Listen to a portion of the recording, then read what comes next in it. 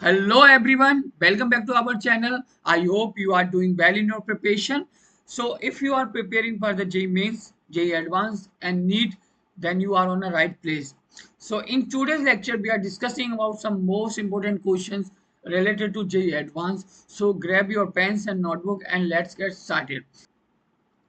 So this is the first question. सो बच्चों सबसे पहले आप क्या करिए, पॉज करिए वीडियो को, देन खुद से करने का ट्राई करिए। अगर आपको समझ नहीं आता है तो मेरा सॉल्यूशन देखिए, ठीक है। तो बच्चों स्टार्ट करते हैं क्वेश्चन को। तो बच्चों देखो, क्वेश्चन को सॉल्व करने से पहले आपको क्वेश्चन की लैंग्वेज पता होना चाहिए, क्वेश्चन बोल कर रहा है। क्योंकि अगर आपको समझ ही नहीं आएगा क्वेश्चन क्या बोल रहा है, देन कैसे सर के सॉल्व करेंगे। तो सबसे पहले क्वेश्चन पढ़ते हैं एक बार। तो जो क्वेश्चन में क्या दे रखा है, क्वेश्चन में दे रखा है कि मेरे पास S2S दे रखे हैं 5 मोल्स। अगर वो कंप्लीटली रिएक्ट कर रहे हैं किसके साथ, एसिडिफाइड एक्वस पोटेशियम पर मैग्नेट के साथ, ठीक है। तो बोला है कि उसको रिएक्ट करने के बाद उसमें एक्स मोल मेरे पास वाटर के निकल रहे हैं, ठीक है, एक्स मोल मेरे वाटर के निकल रहे हैं और वाई मोल्स मेरे इलेक्ट्रॉन्स के इन्वॉल्व हैं उस रिएक्शन के अंदर। तो मुझे एक्स प्लस वाई की क्या बतानी है, मुझे वैल्यू बतानी है कितनी होगी, ठीक है। तो देखो क्वेश्चन को सॉल्व करते हैं। सबसे पहले मैंने रिएक्शन जो दे रखी है उसको लिखा, ठीक है। यहाँ पर ये हो जाएगा पोटेशियम पर मैग्नेट इन एसिडिक मीडियम, ठीक है बच्चों। अब बोला है कि इससे जब ये रिएक्शन होती है तो मेरे पास एक्स मोल वाटर के निकलते हैं, ठीक है। अब बच्चों देखो, ये ना एक रिडॉक्स रिएक्शन है। यहाँ पर क्या है, यहाँ पर सल्फर, यहाँ -2 ऑक्सीडेशन स्टेट प्रेजेंट है और यहाँ पर जो पोटेशियम यानी मैग्नीज है वो +7 की उसमें प्रेजेंट है ऑक्सीडेशन स्टेट में। तो बच्चों देखो, यहाँ पर इसकी ऑक्सीडेशन स्टेट चेंज होगी, यहाँ पर इसकी ऑक्सीडेशन स्टेट चेंज होगी। तो बच्चों देखो, ये मॉलिक्यूलर फॉर्म में दे रखी है। सबसे पहले देखो, मैं रिडॉक्स रिएक्शन को सॉल्व कराने का सबसे इजी तरीका बताता हूँ कि उसको आप ना आयनिक फॉर्म में लिख लिया करिए।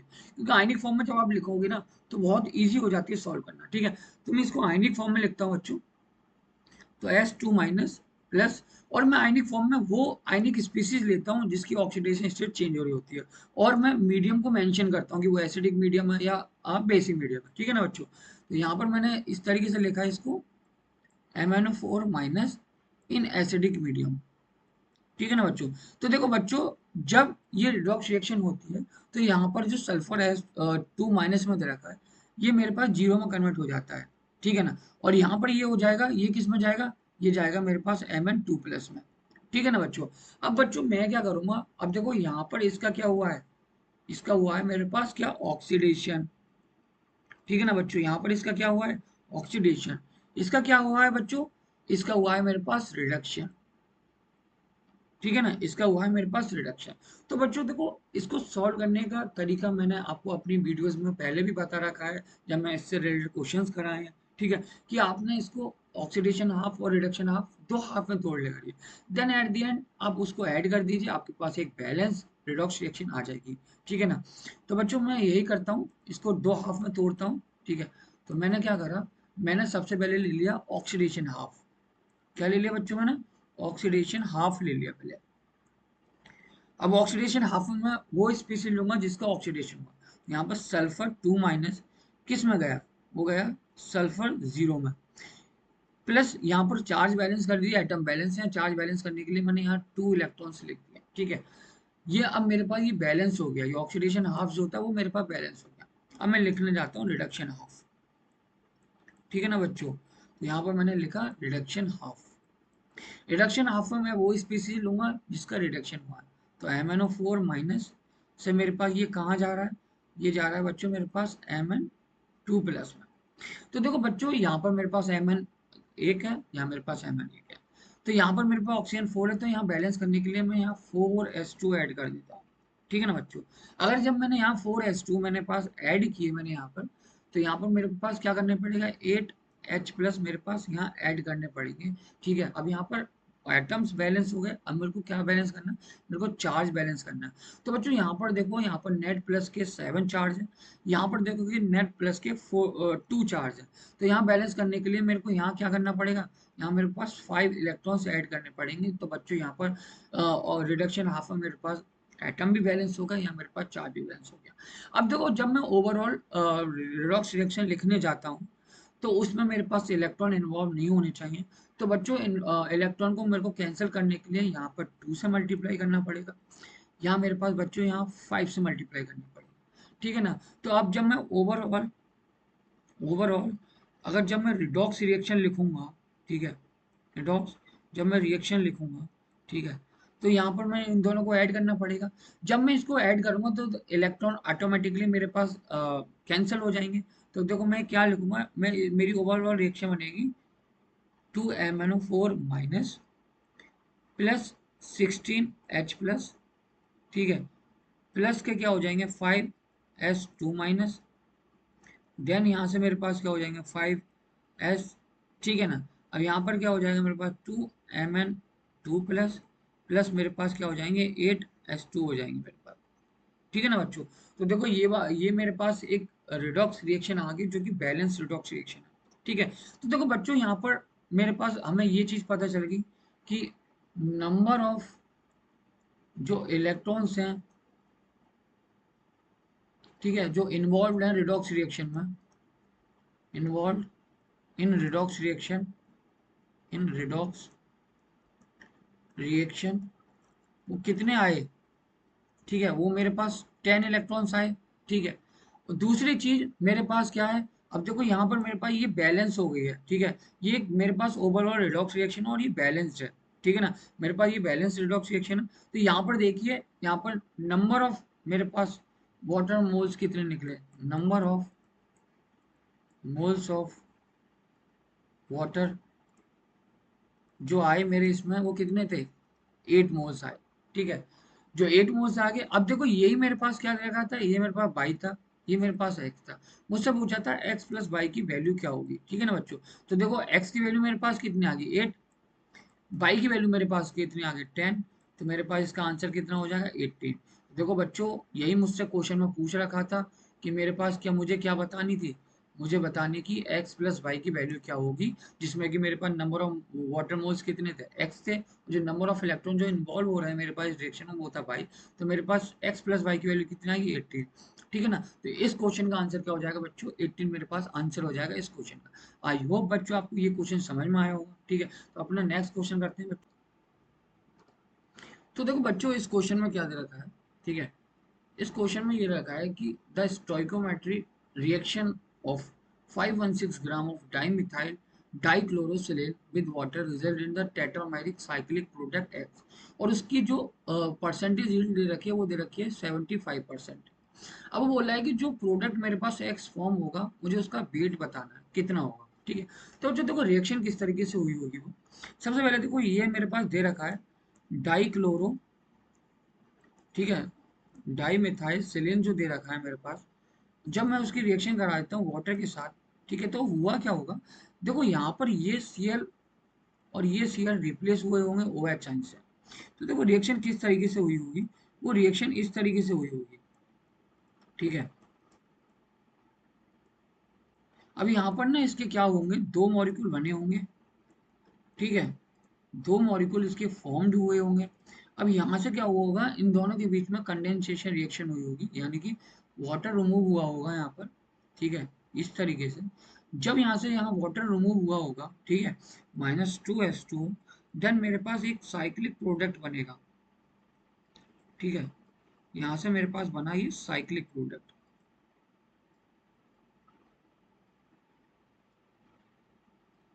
ठीक है। ये मेरे पास देखो, ये बोला था ना tetrameric cyclic product x form हुआ होगा इसकी रिएक्शन से, तो देखो ये मेरे पास प्रोडक्ट होगा जो फॉर्म हुआ होगा, ठीक है ना बच्चों।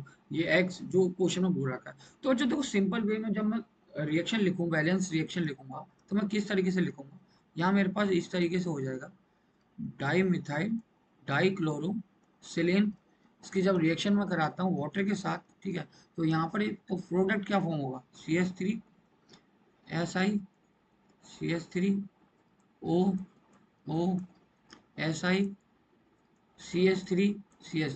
ठीक है। और यहाँ पर मेरे पास HCl बाई प्रोडक्ट निकल आएगा। अगर मैं इसको बैलेंस रिएक्शन लिखूँ इसकी, तो यहाँ मैं 2 लगाऊंगा, ठीक है, यहाँ पर मैं क्या करूंगा, यहाँ मेरे पास 4 लगाऊंगा और यहाँ मेरे पास 2 लगाऊंगा। ये मेरे पास रिएक्शन हो गया बैलेंस, ठीक है। अब ये मेरे पास प्रोडक्ट आ गया, ठीक है, एक्स। अब इसी का मेरे पास अमाउंट बोला है, तो मैं सिंपल क्या करूंगा बच्चों, स्टोइकोमेट्री लगाऊंगा, ठीक है। तो स्टोइकोमेट्री लगा के क्या हो जाएगा कि इसके अगर मैं 2 मोल्स ले लेता हूँ, 2 moles of dimethyl dimethyl dichloro, अगर मैं सिलिन के ले लेता हूँ, तो मेरे पास क्या होगा, 1 मोल, 1 मोल, ठीक है, मेरे पास प्रोडक्ट एक्स फॉर्म होगा, प्रोडक्ट एक्स फॉर्म्ड होगा, ठीक है ना। अब देखो बच्चों, मैं सबसे पहले क्या करूंगा, इसका मोलर मास निकालता हूँ। तो सबसे पहले मैं क्या करूंगा, मोलर मास ऑफ, ठीक है, डाई मिथाइल डाइक्लोरो सिलेन का, ठीक है, इसका मैं मोलर मास निकालता हूँ। तो जब मैं इसका मोलर मास निकालूंगा बच्चों, तो मोलर मास कितना आएगा, तो देखो यहाँ पर ये आ जाएगा मेरे पास, एस आई का कितना दे रखा है बच्चों, देखो एस आई का दे रखा है मेरे पास 28, ठीक है। तो यहाँ से हो जाएगा 28 प्लस क्लोरीन का कितना होता है 35.5 इंटू मेरे पास 2 है, तो मल्टीप्लाई कर दूंगा। यहाँ पे देखो 2 कार्बन है, ठीक है, 2 कार्बन है, 6 हाइड्रोजन, यानी कि 2 कार्बन 12, 2 प्लस 6 प्लस इंटू 1, ठीक है, ये मेरे पास हो जाएगा। तो मैं 28 प्लस 71 प्लस 24 प्लस 6, ठीक है। तो यहाँ से अगर मैं इसको सॉल्व करूँगा बच्चों, तो सॉल्व करने के बाद मेरे पास जो ओवरऑल जो वेट आएगा मेरे पास निकल के बच्चों, वो आएगा मेरे पास 129 ग्राम, ठीक है ना, 129 ग्राम आएगा, ठीक है। तो यहाँ से मेरे पास आ जाएगा 129 ग्राम, सही है ना बच्चों। अब देखो बच्चों, अब मैं निकालता हूँ जो मेरे पास जो मोलर मास, मोलर मास मेरे पास जो प्रोडक्ट एक्स है मेरे पास, उसका निकालता हूँ, प्रोडक्ट एक्स का, ठीक है ना। तो प्रोडक्ट एक्स का कितना आएगा, ठीक है। तो यहाँ पर देखो 2 SI है, ठीक है, 2 SI यहाँ पर 2 ऑक्सीजन है, और मेरे पास मिथाइल ग्रुप दे रखे हैं 4। देखो मेरे को पता है कि देखो 2 इंटू कितना करूँगा 28 प्लस 2 इंटू 16 प्लस, अब देखो मिथाइल जो होता है ना CH3, मेरे पास 4 दे रखे हैं, देखो यहाँ इसका मैं निकाल लूंगा, तो 12 प्लस 3 यानी 15 हो जाएगा। तो 15 इंटू 4 इंटू 4 हो जाएगा, ठीक है। अब देखो इसको जब मैं मल्टीप्लाई करूंगा, ठीक है, तो 22 कितना हो जाएगा, 56 प्लस कितना हो जाएगा 32 प्लस कितना हो जाएगा 60 इक्वल्स टू कितना आएगा मेरे पास निकल के, वो आएगा मेरे पास 148 ग्राम, ठीक है ना, 148 ग्राम आएगा निकल के। अब देखो बच्चों, कुछ नहीं करना, मेरे को सिर्फ स्टोइकोमेट्री लगानी है, दैट्स इट। यानी कि अगर मेरे पास वो बोल रहा है कि 2 मोल से मेरे पास 1 मोल बनना है, ठीक है, यानी कि मेरे पास कितना बनना चाहिए, तो मैं लिखूंगा 2 इंटू 2 मोल्स है ना इसके बच्चों, अगर मेरे पास इसके 2 मोल्स दे रखे हैं, ठीक है, 2 मोल्स दे रखे हैं, और 1 मोल का जो मोलर मास है इसका, वो कितना 126, वो सॉरी 129, तो ये हो जाएगा मेरे पास,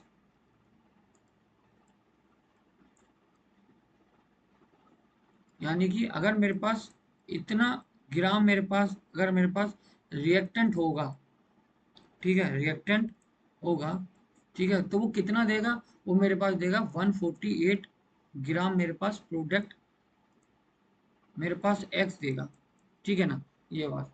अब वो बोल रखा है मेरे पास क्वेश्चन में, देखो बच्चों क्या दे रखा है, मेरे पास क्वेश्चन में दे रखा है कि मेरे पास मैंने कितना लिया, जो रिएक्टेंट था वो कितना लिया 516 लिया। तो मैं यहाँ से निकाल लूंगा कितने नंबर ऑफ मोल्स, ठीक है बच्चों, यहाँ से मैं निकाल लेता हूँ number of moles of reactant, number of moles of reactant निकाल लूंगा बच्चों यहाँ से।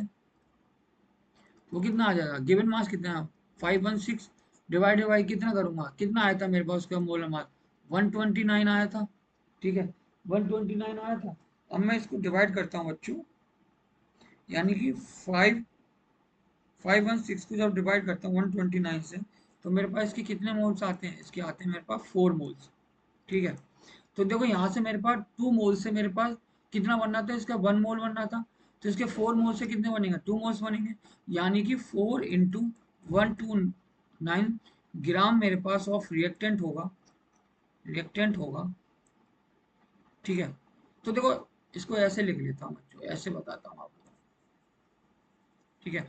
तो यहाँ पर मैं स्टोइकोमेट्री लगाता हूँ, अगर मेरे पास 1 ग्राम होता, मेरे पास 1 ग्राम ऑफ रिएक्टेंट होता, ठीक है, तो वो कितना देता मेरे पास, तो 148 डिवाइडेड बाई 2 इंटू 129 ग्राम मेरे पास प्रोडक्ट एक्स देता, ठीक है, प्रोडक्ट एक्स देता। और क्वेश्चन के अकॉर्डिंग मेरे पास कितना ग्राम दे रखा है रिएक्टेंट का, क्वेश्चन के अकॉर्डिंग ये हो जाएगा ना मेरा 4 × 129, ठीक है, of reactant, gram of reactant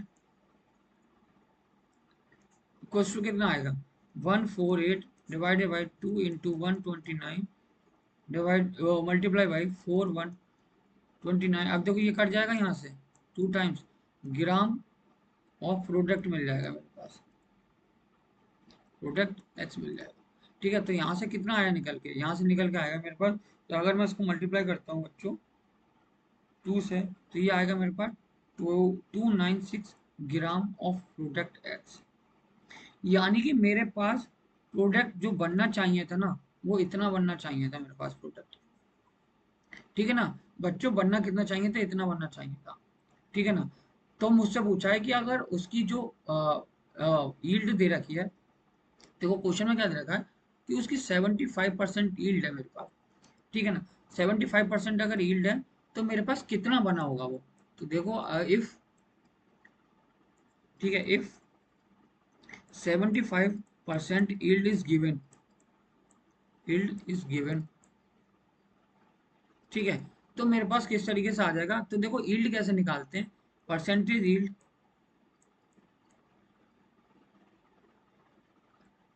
ठीक है, यील्ड जो हो जाएगा। अब देखो यहाँ पर क्या लिखते हैं, यहाँ पर लिखते हैं कि कितना अमाउंट मेरा बना। ठीक है, तो वो मेरे पास एक्स हो जाएगा, क्योंकि वही तो निकालना है कि मेरे पास इस वाली रिएक्शन में कितना बना। और नीचे रखते हैं कितना बनना चाहिए था, तो कितना बनना चाहिए था, वो 296 बनना चाहिए था। ठीक है, तो ये मेरे पास परसेंटेज यील्ड निकालने का फॉर्मूला होता है।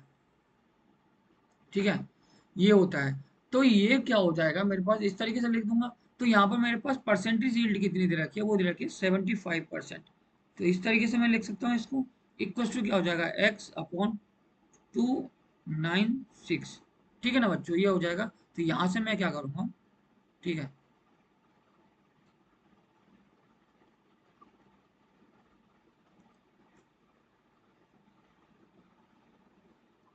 ठीक है बच्चों, यहाँ से मैं एक्स की वैल्यू निकाल लूंगा। तो एक्स की वैल्यू कितनी आएगी 75 इंटू 296 डिवाइडेड बाई 100।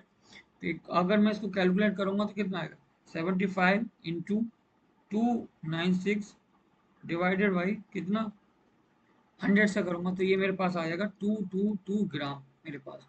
यानी कि क्वेश्चन में मेरे पास कितना बना होगा ये। ठीक है, अगर मेरे पास इसकी जो परसेंटेज यील्ड है वो 75% दे रखी है, तो कितना अमाउंट मेरे पास एक्स का बना होगा, तो वो हो जाएगा 222 ग्राम मेरे पास इसका आंसर हो जाएगा। तो बच्चों इसका आंसर हो जाएगा 222 ग्राम मेरे पास एक्स फॉर्म हुआ होगा इस रिएक्शन के अंदर, जब उसकी परसेंटेज यील्ड 75% दे रखी है। आई होप बच्चों आपको ये क्वेश्चन भी समझ में आया होगा। तो अपना नेक्स्ट क्वेश्चन करते हैं बच्चों। तो देखो बच्चों इस क्वेश्चन में क्या दे रखा है, इस क्वेश्चन में मुझसे बोला है कि अगर मैं क्या करूं 5 ml of 0.1 molar oxalic acid solution ले लूं कॉनिकल फ्लास्क के अंदर, और अगर मैं उसका टाइट्रेशन कराऊं against NaOH from a burette using phenolphthalein indicator.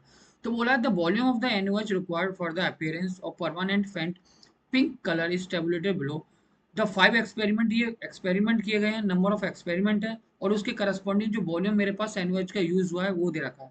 तो मुझसे पूछा है कि कंसंट्रेशन क्या होगी, मोलरिटी में निकालनी है NaOH सॉल्यूशन की। ठीक है ना, तो यहाँ पर क्या दे रखा है मेरे पास कॉनिकल फ्लास्क दे रखा है। ठीक है, कॉनिकल फ्लास्क दे रखा है, उस कॉनिकल फ्लास्क के अंदर मेरे पास क्या दे रखा है ऑक्जेलिक एसिड का सॉल्यूशन दे रखा है, एसिड सॉल्यूशन दे रखा है। ठीक है, अब इस सॉल्यूशन के अंदर मेरे पास क्या होगा, इस सॉल्यूशन के अंदर इन ऑक्जेलिक एसिड सॉल्यूशन, सॉल्यूशन उसके अंदर मेरे पास क्या दे रखा है, वॉल्यूम कितना दे रखा है, वॉल्यूम दे रखा है 5 ml, और मेरे पास उसकी मोलरिटी कितनी दे रखी है, मोलरिटी दे रखी है 0.1। ठीक है, 0.1 मेरे पास मोलर इस सॉल्यूशन दे रखा है। अब वो बोल रहा है कि जब मैं क्या करूं इसकी ब्यूरेट से क्या करूं, मैं टाइट्रेशन कर रहा हूं इसका। ठीक है, ये ब्यूरेट मान लो, अब इसके अंदर मैंने क्या कर लिया NaOH ले लिया। ठीक है, यहाँ पर मैं क्या कर रहा हूँ इसका टाइट्रेशन करा रहा हूँ, और इसके अंदर मैंने वो क्या लिया इंडिकेटर, मैंने फिनोल्फथालीन, फिनोल्फथालीन इंडिकेटर मैंने यहाँ पर यूज किया है, फिनोल्फथालीन इंडिकेटर मैंने यहाँ पर यूज किया है। ठीक है, अब देखो बच्चों यहाँ पर क्या होगा यहाँ पर मैं लगाऊंगा लॉ ऑफ इक्विवेलेंस। ठीक है, यहाँ पर लगाऊंगा मैं लॉ ऑफ इक्विवेलेंस।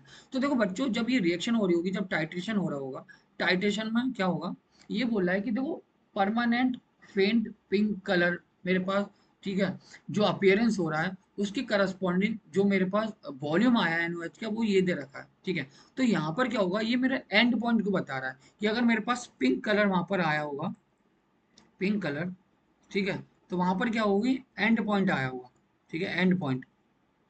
तो देखो एंड पॉइंट से पहले बच्चों मेरे को पता है इक्विवेलेंस पॉइंट आता है, तो at equivalence point, at equivalence point, ठीक है, एट इक्विवेलेंस पॉइंट पे, तो यहां पर हो जाएगा number of equivalent, number of equivalent of acid, वो बराबर हो जाएंगे किसके, number of equivalent of base, ये इसके बराबर हो जाएंगे। ठीक है ना, ये आ जाएगा मेरे पास इक्विवेलेंस पॉइंट के अंदर। ठीक है, तो यहाँ पर क्या करूंगा, यहाँ पर मैं लगाऊंगा सीधा सीधा N1 B1, ये किसके लिए, ऑक्जेलिक एसिड के लिए, ऑक्जेलिक एसिड इक्वल टू क्या हो जाएगा, N2 B2, ये हो जाएगा मेरे पास किसके लिए, NOH के लिए। ठीक है, अब देखो ये मेरे पास नॉर्मलिटी की टर्म में दे रखा है, अगर मैं इसको मोलरिटी के टर्म में रिप्रेजेंट करूं, तो देखो बच्चों मेरे को पता है कि नॉर्मलिटी, नॉर्मलिटी इक्वल टू क्या होता है, NF इंटू मोलरिटी। ठीक है, ये आ जाता है, ये रिलेशन होता है मेरे पास नॉर्मलिटी और मोलरिटी के बीच में। NF क्या है, ये होता है मेरे पास N फैक्टर, ये क्या होता है, N फैक्टर। ठीक है ना बच्चों, तो मैं इसको इस तरीके से लिखूं, तो N1 को किस तरीके से लिख सकता हूँ, मैं लिख सकता हूँ NF into M1 into V1 equal to क्या हो जाएगा, NF डैश लिख दूंगा NOH के लिए, इंटू क्या हो जाएगा, M2 इंटू क्या हो जाएगा, V2। ठीक है ना, अब देखो यहाँ पर मेरे पास N फैक्टर, मेरे पास ऑक्जेलिक एसिड का कितना होता है, 2 होता है, इंटू मोलरिटी कितनी दे रखी है, 0.1 दे रखी है, इंटू वॉल्यूम कितना देगा, 5 दे रखा है, इक्वल टू N फैक्टर जो होता है मेरे पास NOH का, वो कितना होता है, वो 1 होता है, इंटू मेरे को मोलरिटी इसकी निकालनी है, और मेरे पास इसको वॉल्यूम देखो, अब देखो यहाँ पर मैं वॉल्यूम क्या रखूंगा, अब देखो मेरे पास 5 एक्सपेरिमेंट किए गए हैं। ठीक है, 5 एक्सपेरिमेंट के करस्पॉन्डिंग मेरे पास ये वॉल्यूम आया। अब बच्चों मैं इसमें से कौन सा वॉल्यूम लूंगा, ठीक है, तो यहाँ से मैं वो वॉल्यूम लूंगा जो नंबर ऑफ टाइम्स रिपीट हो रहा है।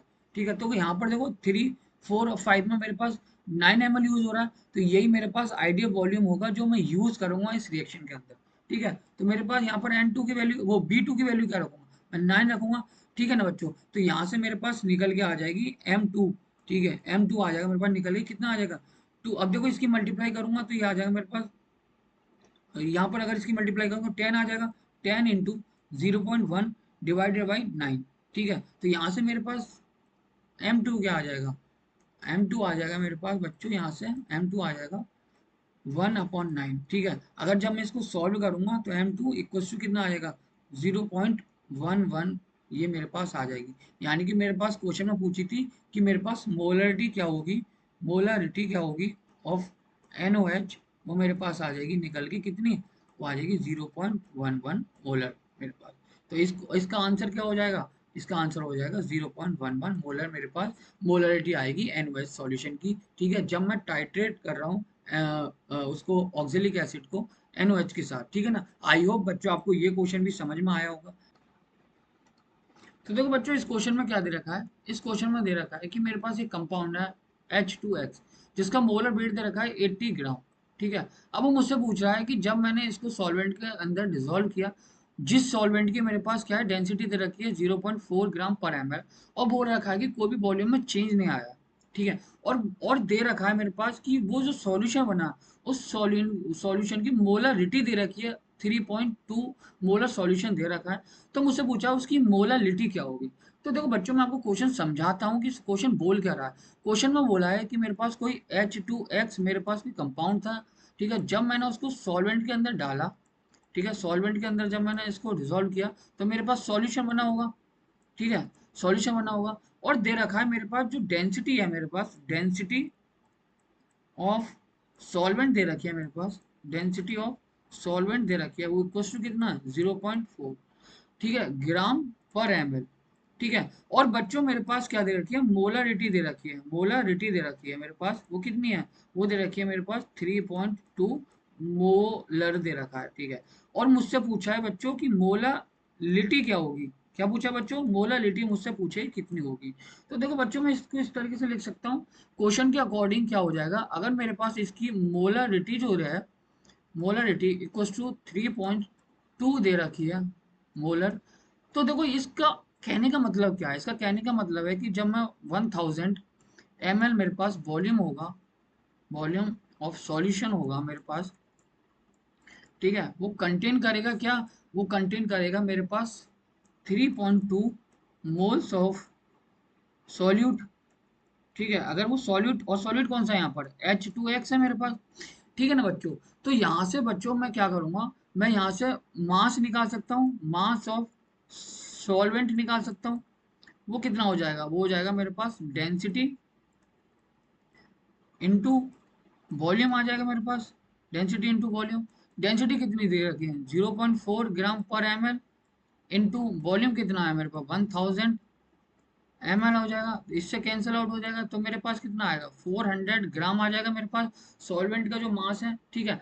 अब मेरे को पूछा है कि मोलालिटी, मोलालिटी क्या होती है। तो देखो बच्चों आपको पता है कि मोलालिटी का जो फॉर्मूला होता है वो होता है number of moles of solute, जो कि क्या है मेरे पास H2X है, divided by mass of solvent, mass of solvent किस में, इन केजी के अंदर, ठीक है।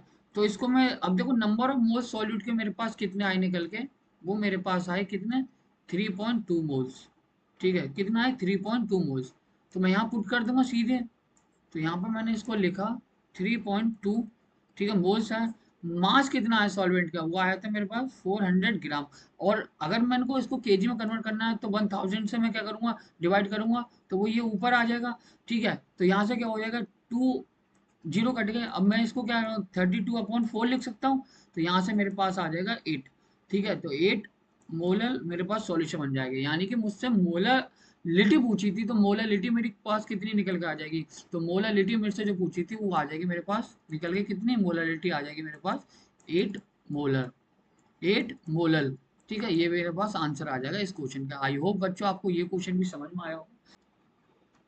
तो बच्चों अपना लेक्चर हम यहीं एंड करते हैं। अगर आपको किसी भी क्वेश्चन में किसी भी टाइप की अगर प्रॉब्लम आती है तो आप कमेंट करके हमें बताइए, ताकि हम आपकी प्रॉब्लम को अच्छे से सॉल्व कर पाएँ, ठीक है। और आप अपनी तैयारी इसी तरीके से करते रहिए, हमारे चैनल पर बने रहिए, हम इसी तरीके से लेक्चर अपलोड करते रहेंगे अपने चैनल पर। तो बच्चों आप अपनी तैयारी करते रहिए। Thank you, have a nice day.